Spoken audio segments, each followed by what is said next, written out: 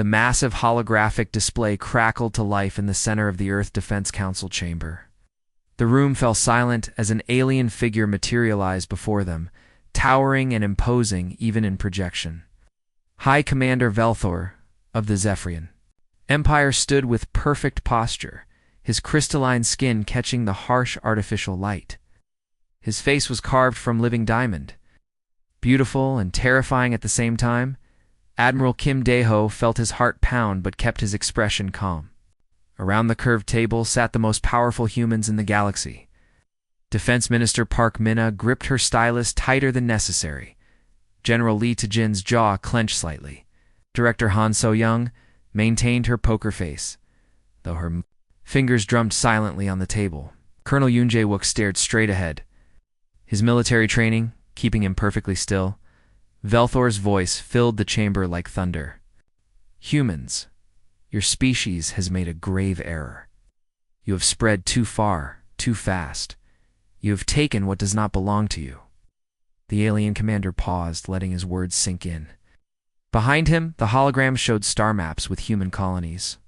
Marked in red, dozens of worlds, millions of people, all suddenly threatened. You will withdraw from all systems beyond your home solar system, Velthor continued. You have exactly 72 standard hours to begin this withdrawal. Furthermore, you will submit to Zephyrian oversight of all your technological development. No more unsupervised expansion. No more reckless exploration. Admiral Kim felt the weight of billions of lives on his shoulders. He had served in the military for 40 years, fought in 3 wars, and commanded fleets across the galaxy. Nothing had prepared him for this moment. The silence stretched on until he finally spoke. And if we refuse your demands? Velthor's expression did not change, but something cold flickered in his diamond eyes. Then you will be removed. This is not a negotiation, Admiral. This is a final warning. The alien gestured, and the hologram shifted to show massive fleets positioned at the edge of human space. Hundreds of ships, each one larger than anything humanity had ever built. The technology gap was obvious and terrifying. The Galactic Council has voted unanimously, Velthor explained. Your expansion threatens trade routes that have existed. For thousands of years, your colonies disrupt territorial agreements between civilized species. You are children who have found matches and are now playing with fire. Na looked up from her notes. What about our people already living? On those worlds? Our families? Our communities? They may return to Earth or face the consequences of their government's poor decisions, Velthor replied without emotion. The Council shows more mercy than you deserve. General Lee shifted in his seat. Commander, surely there must be some room for compromise. Perhaps we could discuss. There's nothing to discuss. The alien cut him off. Will comply, or you will be made to comply. The choice is yours, but the outcome is inevitable. Director Han So-young leaned forward slightly, her voice carefully controlled. We request time to consider your terms and consult with our governments. This affects billions of people across dozens of worlds. Surely you understand that such a decision cannot be made instantly. For the first time, Velthor showed something that might have been amusement. Very well. You have 72 hours to make your decision and begin withdrawal. The Zephyrian fleet will remain at the edge of your system to ensure compliance. And if we need more time for the actual evacuation, Admiral Kim asked, then you should have thought of that before expanding so recklessly, Velthor replied. 72 hours for your decision. After that, any human presence beyond your solar system will be considered an act of aggression. The hologram flickered, showing the alien commander's full height. He stood nearly 9 feet tall, his body covered in what looked like living armor made of the same crystalline material as his skin. Behind him, other Zephyrian officers waited in perfect formation. Choose wisely, humans, Velthor said. Your species has potential, but potential means nothing if you lack the wisdom to use it properly. Submit to our guidance, and you may yet have a future among the stars, continue your current path, and that future will be very short indeed. The hologram dissolved, leaving the human leaders alone in the sudden quiet of the chamber. The weight of the moment pressed down on them like a physical force. Outside the reinforced windows, Earth continued its peaceful rotation, unaware that its children scattered across the galaxy had just been threatened with extinction. Admiral Kim stood slowly, his weathered hands flat on the table. Minister Park, please prepare a preliminary response acknowledging receipt of their message. Keep it neutral. Park nodded, already typing on her tablet. What should I tell the press? Nothing yet, Kim replied. We need to assess our options. First, Colonel Yoon spoke for the first time since the transmission began. Sir, what options do we have? Their fleet could glass every human world in a week. Kim looked around the table at his colleagues, these men and women who had dedicated their lives to protecting humanity. We have more options than they think. Director Han, initiate Protocol 7 immediately. Han nodded and left the room quickly. General Lee raised an eyebrow, but said nothing.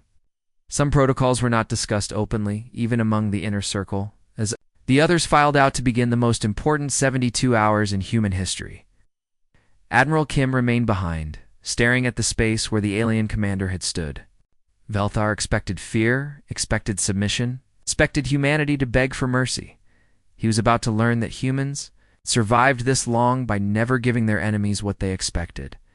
The neutral station, orbiting. Jupiter looked like a massive metal flower floating in space. Its petals were docking bays for different species, while the center held meeting rooms where enemies could talk without fear. Captain Lim Jin-woo stood at the observation deck, watching the Zephyrian ships approach. They moved like predators, sleek and deadly, their hulls gleaming with unknown metals behind him. His security team prepared for the most important performance of their lives. Sergeant Ko Haijin checked her hidden recording devices one final time. Corporal Nam Suben adjusted his uniform to look slightly wrinkled, as if he had been losing sleep.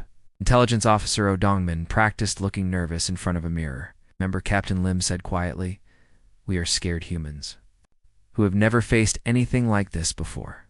We are in over our heads. We are desperate to avoid war." The team nodded. They had rehearsed this act for weeks, studying recordings of defeated commanders from throughout history. Every gesture, every nervous tick, every sign of fear had been carefully planned and practiced. Admiral Kim entered the station, looking like a man carrying the weight of the world. His usually perfect uniform was slightly disheveled. His hands shook as he reviewed his papers. Dark circles under his eyes suggested he had not slept in days. Minister Park walked beside him, her face pale and drawn.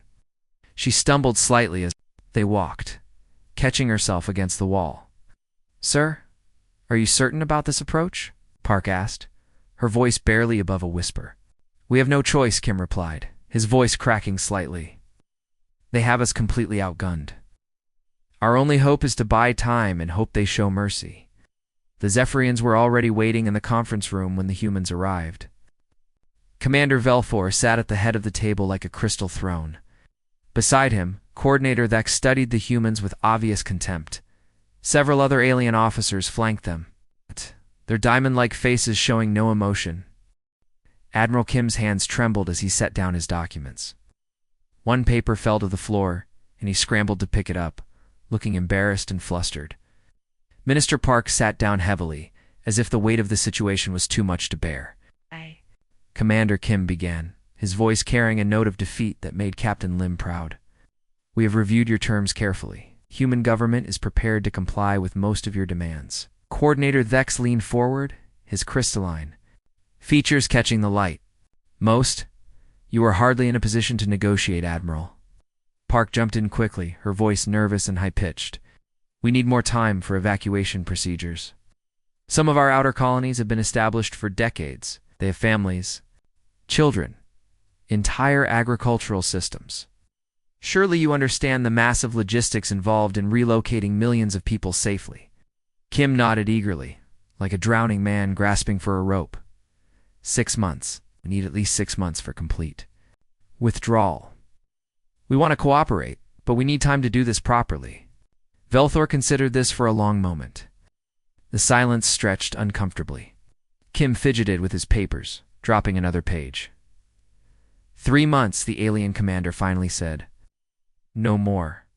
"Acceptable. Completely acceptable," Kim replied. "Perhaps too quickly." fumbled with his stylus, his hand shaking as he made notes. There is one other small matter. Our research stations scattered throughout the outer systems contain years of environmental data about the planets we have been studying. We would like to maintain minimal scientific observation posts to preserve this research. Absolutely not, Vex declared sharply. Complete withdrawal means complete. No humans beyond your solar system for any reason. Kim's face fell. Of course. I apologize. We are still adjusting to the reality of our situation. We have never faced anything like this before. He looked around the table at his fellow humans, all of whom appeared equally defeated. Park was taking notes with shaking hands. The security team in the background looked like they expected to be vaporized at any moment. We just want to avoid bloodshed, Kim continued, his voice almost pleading.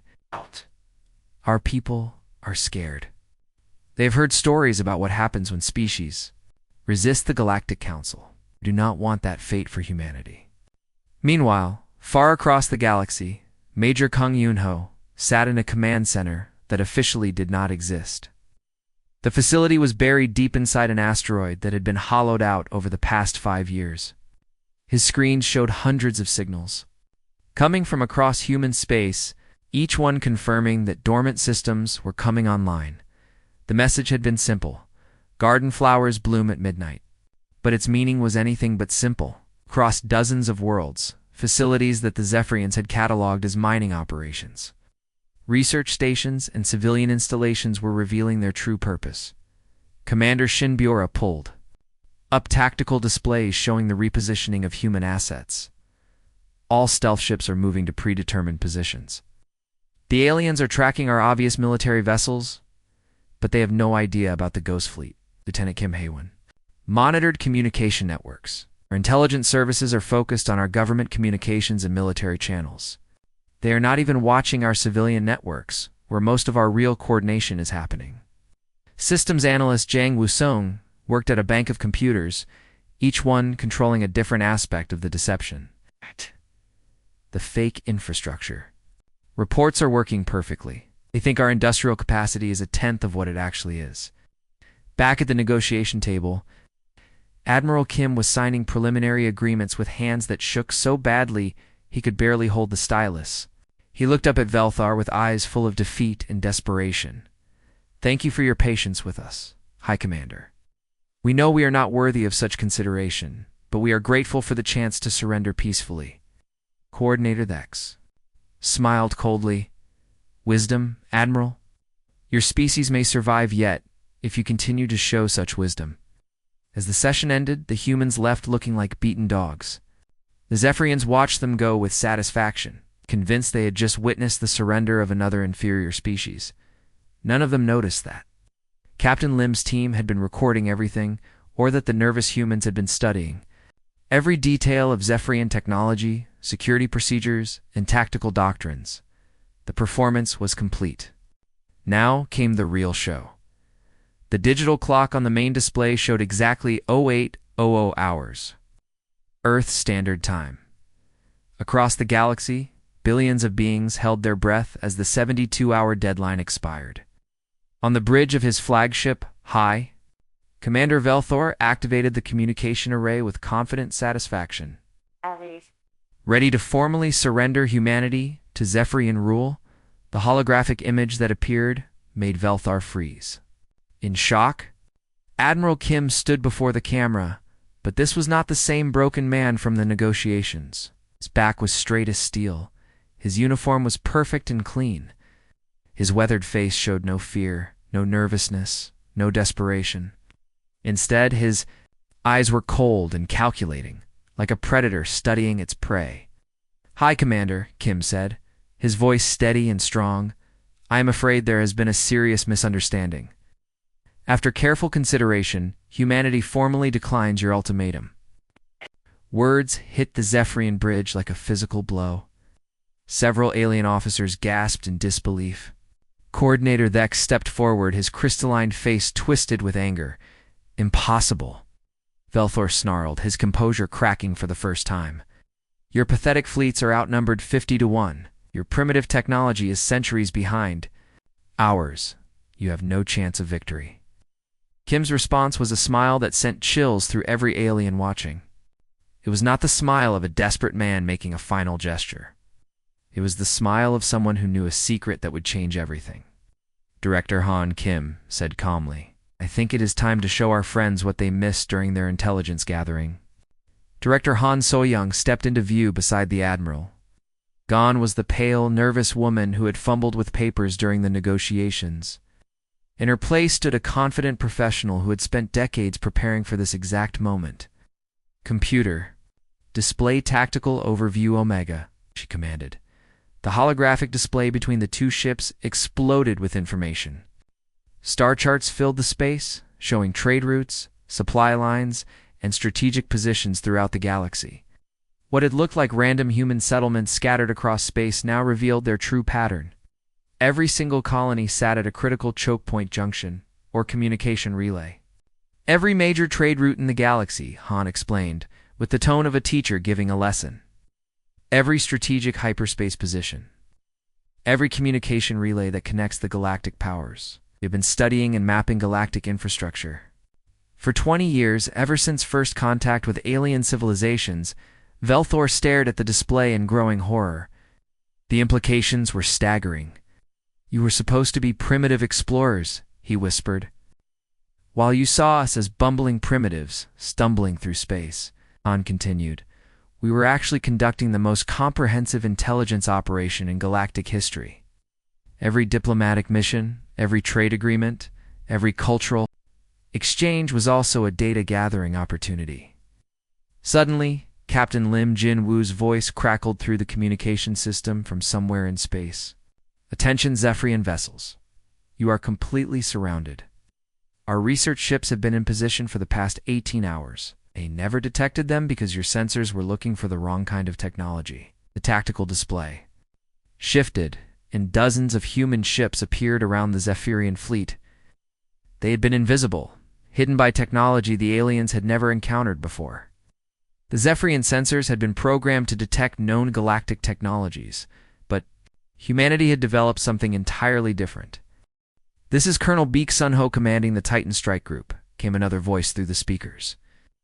"Admiral Kim, we have positive target locks on all Zephyrian command vessels. Awaiting your orders, sir." General Lee Taejin stepped into view on the human transmission. His earlier nervousness had been replaced by the calm confidence of a career soldier. "Hi, Commander, I strongly suggest you contact the Galactic Council immediately. They are going to want to hear our revised terms for this situation." Velthor's crystalline features had gone pale, the light in his diamond-like skin flickering weakly. His hands trembled as he processed what was happening. "You are bluffing," he said, but his voice lacked conviction. "You would not dare attack. A diplomatic mission, the entire galaxy would turn against you." Admiral Kim nodded thoughtfully. "You are absolutely correct, High Commander. We would never attack a diplomatic mission. That would be against every law of civilized warfare." For a moment, Velthor felt relief. Then Kim's next words destroyed any hope he had left.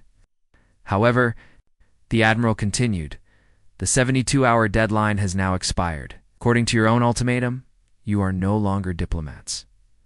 You are now an occupying military force in human space. The rules of engagement have changed completely." The alien commander's hands moved instinctively toward his weapons controls. But he stopped as dozens of red targeting lasers suddenly painted his bridge. The beams came from every direction, highlighting him and his crew in blood-red light. His own tactical display showed that human weapons were locked onto every critical system of his flagship. "I count 47 targeting lasers on my bridge alone," Velthor said quietly, his voice barely above a whisper. "Our targeting computers are very precise," Kim replied. "We can disable your ship without killing anyone, or we can turn it into expanding gas. The choice is entirely yours." "High Commander." For the first time since the conversation began, Velthor was the one who looked afraid. His diamond-hard features reflected the red laser light, making him look like he was covered in blood. Around him, his crew waited for orders that he was no longer certain he should give. The hunter had become the hunted. The trap had been 20 years in the making. Dr. Seo Jimin stood in her underground laboratory, surrounded by screens showing alien faces, psychological profiles, and cultural data that had taken decades to collect. Her team of researchers had spent years studying every major species in the galaxy, learning their fears, their hatreds, and their weaknesses. Now it was time to use that knowledge. "Release the Harmony virus," she commanded quietly. "Park the ones." Fingers flew across her keyboard, deploying information packages across all galactic networks. Target species profiles loaded and ready. The virus was not made of biology. It was made of words, images, and carefully crafted lies that would spread faster than any disease. Within minutes, messages began flooding communication networks throughout the galaxy. Each message was perfectly designed for its target species, exploiting old wounds and forgotten grudges. Kim Ta-hyung monitored the Zephyrian networks. First wave is hitting their news systems now. The fabricated trade violation evidence is being picked up by their financial networks. Lee Min-young watched the hegemony species communication channels. They are receiving the territorial annexation documents. The forgeries are perfect. They believe the Zephyrians are planning to invade their homeworlds next week. Dr. So smiled coldly as she watched her masterpiece unfold. 20 years of studying their psychology, their history, their cultural pressure points. Every species has enemies they fear more than death. We are simply reminding them who those enemies are. Across the galaxy, chaos began to spread like wildfire. The Zephyrian Empire received angry messages from trading partners accusing them of breaking ancient agreements. The evidence looked completely real because it was based on actual trade disputes from centuries ago, with just enough modern details added to make it current.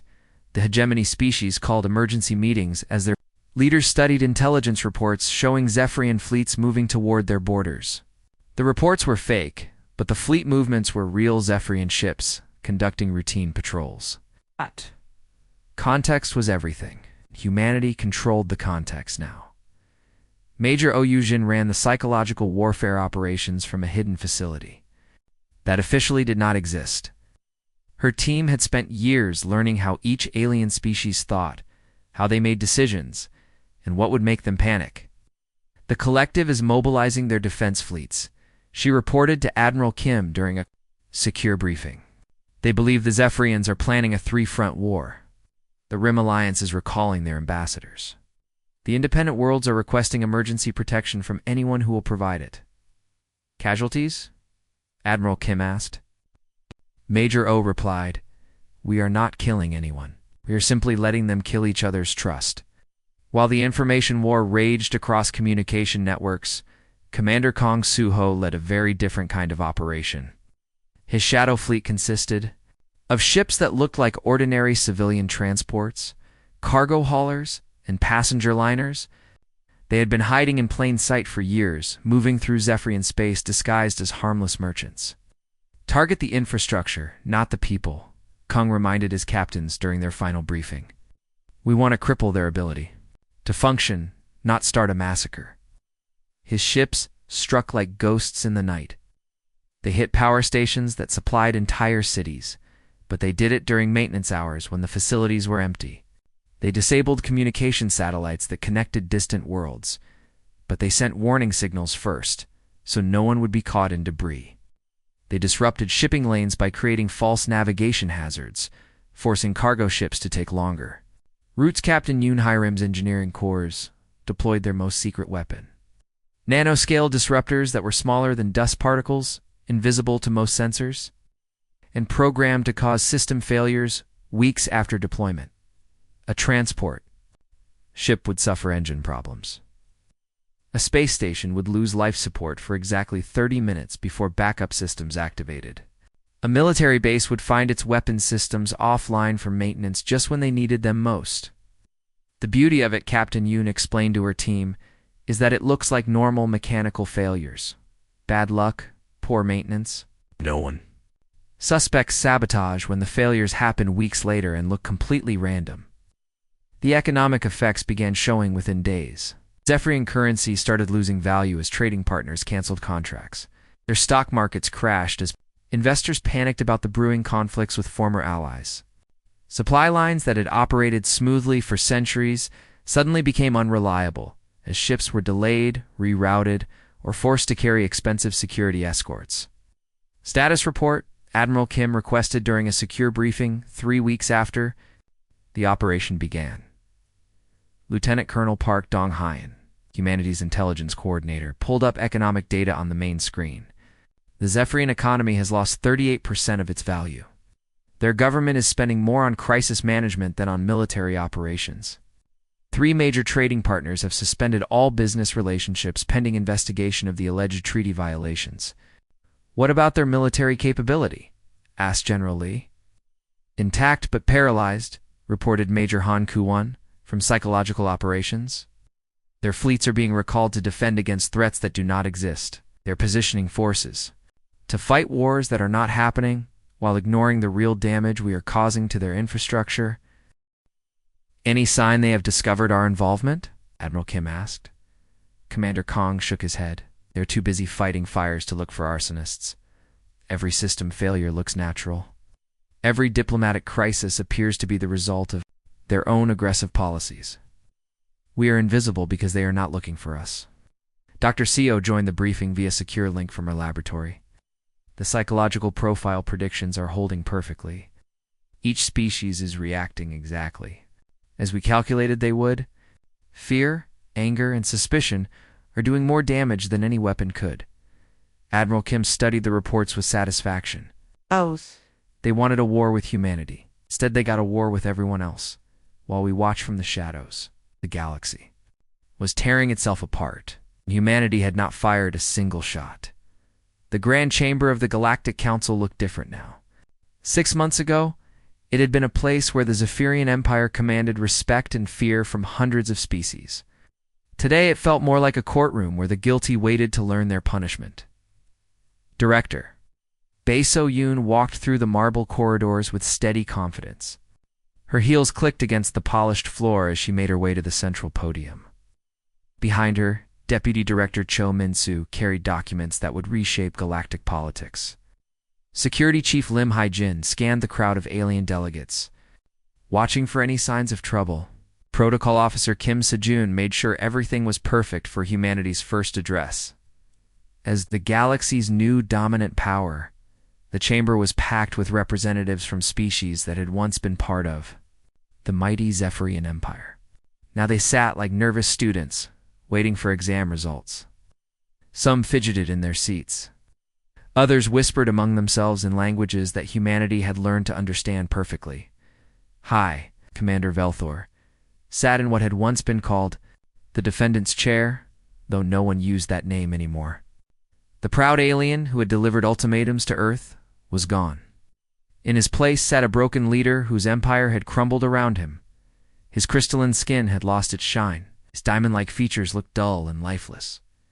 Director Bae stepped up to the podium and looked out at the assembled delegates. The chamber fell silent. Every being present understood that they were witnessing history being made. Representatives of the galaxy, she began, her voice carrying clearly through the vast space. We gather today to discuss the new reality of our shared future. She paused, letting her words sink in. In the 6 months since the crisis began, everything had changed. The Zephyrian Empire had not fallen to human weapons. It had torn itself apart from within, poisoned by mistrust, economic collapse, and the abandonment of its allies. The Human Federation recognizes the sovereignty of all former Zephyrian territories that choose independence, Director Bae announced. We offer trade agreements, technological exchange, and mutual defense pacts to any species willing to work within the new galactic framework. Ambassador Song Yu-young, representing several former hegemony worlds, was the first to stand. The Hegemony Coalition accepts humanity's terms and formally requests inclusion in the Federation's protection network. One by one, other delegates followed. The Collective, the Rim Alliance, and dozens of independent worlds that had spent months in chaos and fear now saw a path to stability. They lined up to pledge allegiance to the species they had once considered primitive and harmless. Admiral Kim watched the proceedings from the observers' gallery. Beside him sat the team that had made this moment possible. General Lee, now serving as Defense Secretary, studied the crowd with the eyes of a soldier who had won an impossible war. Director Han, promoted to intelligence chief, monitored communication networks to ensure no one was planning any surprises. Colonel Yoon, now security director, coordinated with protection details throughout the building. Any regrets, Admiral? Asked Minister Park, who now held the title of Secretary of Interspecies Relations. Kim considered the question as he watched species after species submit to human leadership. They gave us a choice 6 months ago, he said quietly. Surrender or fight. They assumed we would choose surrender because that is what they would have done. Instead, we chose option 3, General Lee added. We chose to win. Major Kang, now Director of Colonial Administration, joined their conversation. The final reports are in, sir. Every former Zephyrian territory has either joined the Federation or requested protectorate status. The transition is complete. Captain Lim, promoted to General and commanding peacekeeping forces, provided a security update. The enforcement fleets are positioned at all major hyperspace routes. There have been no incidents for 3 months. The new order is holding? Down in the chamber, Director Bay continued addressing the assembly. The Human Federation's position is simple and clear. We want trade, cooperation, and peace throughout the galaxy. We will defend our interests and those of our allies with whatever force proves necessary. But we prefer to build rather than destroy. The alien delegates nodded eagerly. They had seen what happened to those who opposed humanity. The Zephyrian Empire had been dismantled not through conquest, but through something far more terrifying. Humanity had turned the galaxy's own systems against itself, using intelligence, psychology, and precision strikes to cause a total collapse without firing a single shot in open battle. As the session concluded, delegates filed out in small groups, chatting nervously among themselves. The old order was dead. Yes. The new order was just beginning, and humanity stood at its center. Velthor remained in his chair long after the others had left. Director Bay approached him as the chamber emptied. Commander, she said gently, your people will be treated fairly under the new system. We harbor no hatred for the Zephyrian species, only for the empire that threatened us. Velthar looked up at her with eyes that had seen too much. How? He asked quietly. How did you do this to us? You expected mercy because that is what your people would have shown, Bay replied. You got something else because we are not your people. We prepared for the worst while hoping for the best. We underestimated you completely, Velthor admitted, as Bay agreed, and that mistake cost you everything. As she walked away, Admiral Kim and his team prepared to leave the observers' gallery. The ceremony was over, but their work was just beginning. The galaxy had a new order, and humanity would make sure it lasted. Earth's children had grown up. The universe would never be the same.